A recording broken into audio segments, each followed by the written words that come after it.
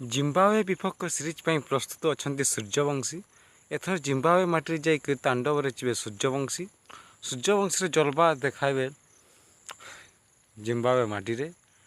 Zimbabwe ଗସ୍ତ କରିବ team India.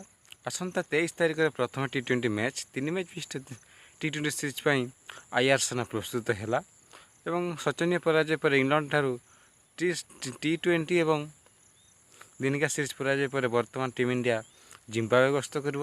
3 match ବିଶିଷ୍ଟ T20 ସିରିଜ୍ ଖେଳିବା ପାଇଁ ପହଞ୍ଚିବ ଆଇଆର୍ ସେନା।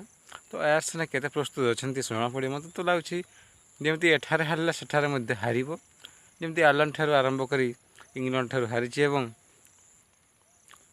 ଜିମ୍ବାୱେ ଠାରେ ମଧ୍ୟ ହାରିବ। ତେବେ ଏହି ଜିମ୍ବାୱେ ଗସ୍ତ ପାଇଁ କେଉଁ ଖେଳକୁ ଚୟନ କରିଛନ୍ତି ସେ ବିଷୟରେ ଆଲୋଚନା କରିବା।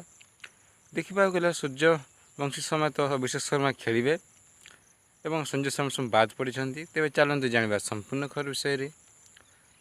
ଭାରତୀୟ ଦଳ ଜିମ୍ବାୱେ ଗସ୍ତ କରିବ।